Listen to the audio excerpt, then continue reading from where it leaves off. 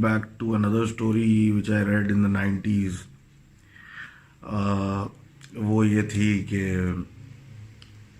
ये एक साहब थे, वो टैक्सी ड्राइवर थे एंड रात को टैक्सी चला रहे थे। मतलब 90s में इतना ट्रैफिक ही नहीं होता था, इतने लोग जो थे रात भर घूमने वाले भी नहीं होते थे शौकीन, तो गाड़ियाँ भी कम होती थी, रोडें भी खाली होती थी। तो रात को टैक्सी लेके वो निकले हुए थे, तो उनको जब अंदाज़ा हुआ कि आज तो कोई सवारी मिल ही नहीं है, खाली सड़क एक्सेट्रा एक्सेट्रा, तो गाने शाने लगा के माहौल बनाया उन्हीं ने, और गाने लगा के सिगरेट पीते हुए वो मस्त वो अपने जा रहे थे स्लो स्लो। और गाना मतलब इतनी बीट में आ गए थे कि वो चुटकियाँ बजा रहे थे और फुल पार्टी सीन चल रहा था। थोड़ी देर में चुटकी बजाते बजाते गाने सुनते सुनते उनको एहसास हुआ कि एक सेकंड पेयर की भी आवाज़ आना शुरू हो रही है पीछे पीछे से, वो बजाते हैं उसके पीछे एक और। ये करते करते उन्होंने नोटिस किया कि यार मेरे अलावा कौन चुटकी बजा रहा है, तो रोड तो खाली है। तो बैक मिरर में जब उन्होंने देखा तो एक औरत पिछली सीट पे बैठी हुई थी, जो अजीब भयानक हाथ उसके, और वो चुटकियां बजा रही है और गाने की धुन पे फुल सर घुमा रही है, मुंह पे बाल पड़े हुए हैं। बस जी, वो तो उनका तो काम हो गया, उन्होंने बस एक्सेलरेटर दिया, उनको समझ में नहीं आया और बस वो सामने चुरंगी में जाके गाड़ी मार दी। और जब आंख खुली तो अस्पताल में थे उनके लवाई की इर्द गिर्द। तो उनसे पूछा क्या हुआ, तो उन्होंने बताया, तो लोग बोलना भाई तुमने किसी नशे नशे में होगा है, and so on and so fourth. लेकिन स्ट्रेंज थिंग्स डू हैपन, बहुत सारी चीज़ें एक्सप्लेन नहीं कर सकते।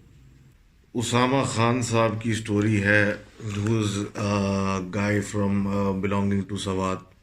वो ये कहते हैं कि ये जब अपने गांव जाते हैं तो इनके कज़न्स वगैरह प्लान बनाते हैं अपना घूमने फिरने का वॉटेवर। तो उनके कज़न्स ने प्लान बनाया कि हम दीर के जंगलात चलते हैं और वहाँ जाके बारबेक्यू करेंगे।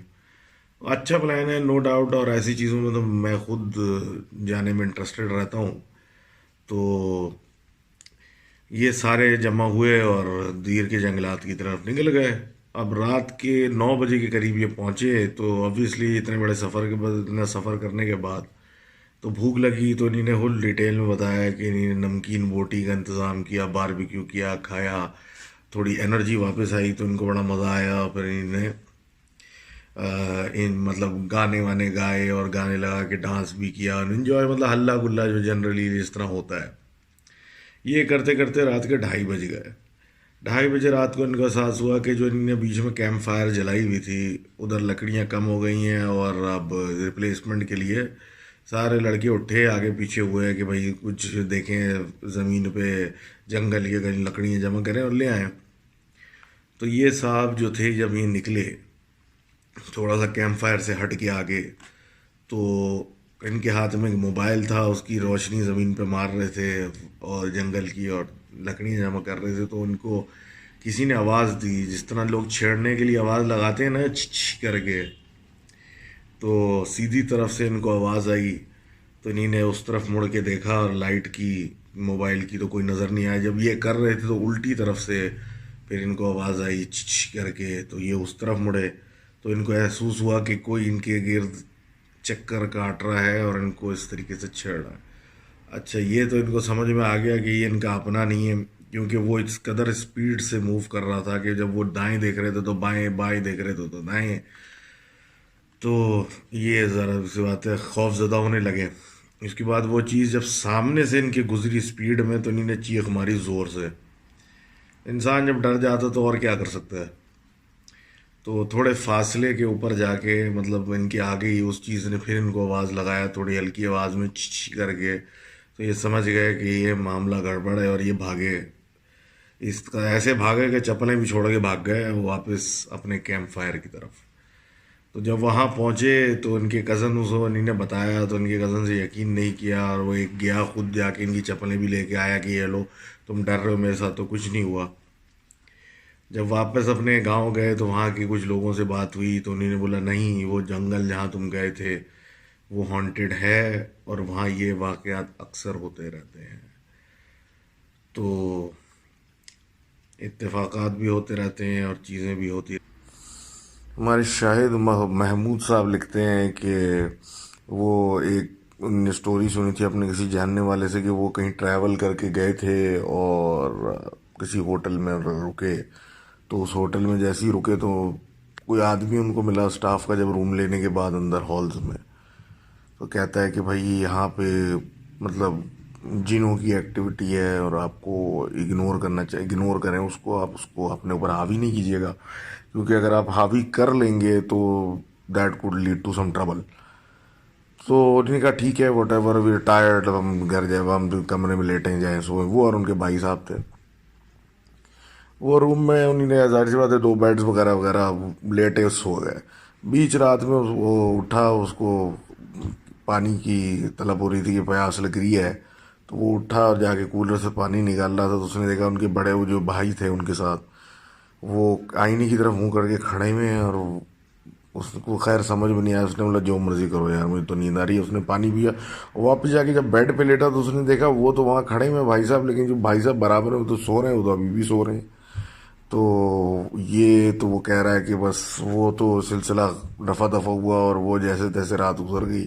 सुबह जाके जब उन्हीं ने मैनेजर से पूछा कि भाई ये ऐसा ऐसा कोई साहब भी मुझे कह रहे थे और फला फला, तो उन्हीं ने जो डिस्क्रिप्शन दी उन साहब की, जो उनको वार्न कर रहे थे कि इनको इग्नोर करना, इनको सर पे हावी नहीं होने देना, तो बोला भाई ऐसा बंदा हमारे यहाँ था, लेकिन उसको तो इंतकाल को कई साल गुजर गए। बहरहाल उन लोगों ने वो जगह अबैंडन की और वो अपने चलते बने।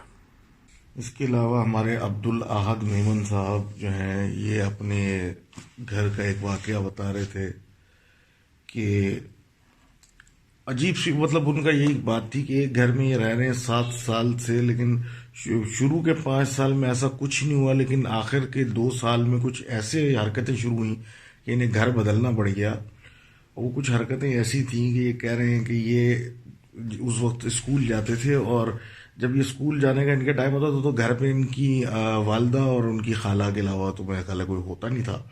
तो एक दिन ये स्कूल गए तो इनकी वालदा पीछे थी।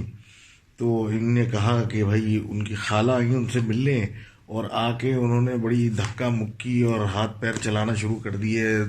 तो इनकी अम्मा ने भी थोड़ा सा उनको रिस्ट्रेन करने की कोशिश की और बोले क्या हो गया। तो देखा कि उनकी खाला तो हैं, लेकिन आंखें उनकी जो हैं वो लाल हैं, फुल जेट रेड। तो उन्होंने उसको जोर से धक्का दिया और छुड़ाने की अपनी कोशिश की, और उसके बाद वो जो सो कॉल्ड खाला बनी हुई थी वो पलटी और बड़ी जोर से रोती हुई एकदम से भाग गई।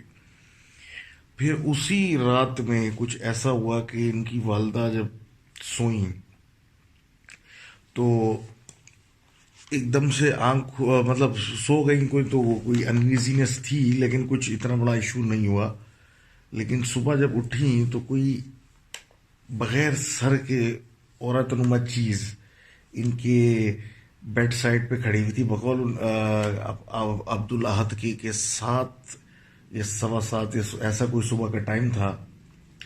और वो बगैर सर की कोई चीज़ इनके लिए, मतलब इनकी अम्मा के पीछे खड़ी हुई थी पहलू में बिल्कुल सुबह। उन्होंने बहरहाल आयते वायते पढ़ के उसको भगा दिया। लेकिन मसला ये था कि आयते पढ़ के भगा तो दिया, लेकिन इशू ये था कि एक दिन तो भगा दिया, दूसरे दिन भी ये हुआ तो भगाया, लेकिन तीसरे दिन से वो चीज़ भागती नहीं थी, दूर चली जाती थी और आहिस्ता आहिस्ता वापस आती थी इनके पास। और फिर पूरा दिन ऐसा होता था कि वो कहीं ना कहीं से इनका पीछा करती रहती थी, मतलब फासले पे रहती थी। और ये मतलब ऐसा हो गया था कि ये जा नहीं रही थी, पीछा पीछे पीछा करने लग गई थी घर में। और सिचुएशन इतनी बुरी हो गई थी कि घर में सब परेशान हो गए थे। और मतलब एक चीज़ आपके पीछे लगी हुई है, आप किसी और को महसूस नहीं हो रहा, घर के अंदर आप आओ तो एक चीज़ आपके पीछे लग जाती है बगैर सर के, आगे आगे पीछे पीछे। फिर एक टाइम ऐसा आया कि वो जो चीज़ थी उसने बोलना शुरू कर दिया कि आप इस घर को छोड़ दें, आप इस घर को छोड़ दें। तो इवेंचुअली हुआ ये कि इनकी फैमिली ने घर छोड़ दिया और बोला कि बस भाई जान, जहाँ जान है तो जहान है। And they moved away, and after that everything is normal now, and they are living okay and happy life. 80s में एक ज़माने की एक मशहूर बैड वाकया है कि एक बॉयफ्रेंड ने, स्कूल गई थे, बॉयफ्रेंड ने गर्लफ्रेंड को बहुत बुरी तरीके से मतलब कत्ल किया और बहुत गंद मचा के। और एक ख़ास रोड है पहाड़ों के पास, मार्श रोड, वहाँ उस बेचारी का लाके लाश को सड़क किनारे फेंका और चला गया, और पता नहीं क्या, और खैर वेरी बैड स्टोरी है। और उसके बाद वो पकड़ा गया and he is in jail और something right now for life. तो ever since that happened in the 80s, उसके बाद उस इलाके में कुछ, उस खासकर एरिया में जहाँ ये हरकत हुई थी और रोड जो थी मार्श रोड, वहाँ कुछ अजीब गरीब हरकतें होती रहती हैं और people avoid that place because of super natural entities और समथिंग लाइक दैट। तो जाफरी भाई along with his few friends अपनी गाड़ी लेके रात को 10 बजे वहाँ गए। तो ऐसे ही होता है, चार लौंडे जहाँ जमा हुए ना, उन्हें तो कुछ इस तरह की हरकत करनी होती है। तो वहाँ पहुँच गए। अब रात में वहाँ खड़े हुए हैं और कोई नहीं है, बस इधर उधर देख रहे हैं और बातें कर रहे हैं। तो उन्होंने नोटिस करना शुरू किया कि कोई शोर शराबा होने लगा है करीब में कहीं, समझ येलिंग ना, चीख रहा है ज़ोर ज़ोर से।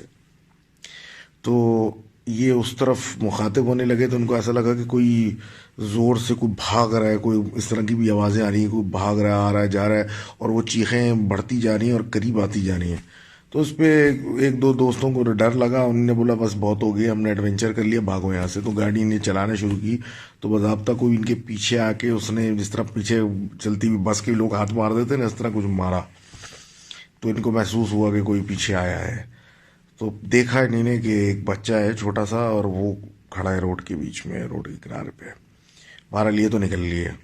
फिर आगे पीछे लोगों से पता किया तो कभी इसी तरीके इत्तेफाक लेट नाइट जाते हुए कभी इस तरह चलती हुई गाड़ी के पीछे किसी ने हाथ मारा, तो देखा कोई बड़े मियाँ खड़े हैं या कोई कुछ खड़ा है इस तरीके से। और मतलब इस तरह के इत्तेफाकात होते रहते हैं वहाँ पे उस रोड पे, बकौल इनकी रिसर्च और ये नहीं रहते, पूछा उस इलाके वकीलों से।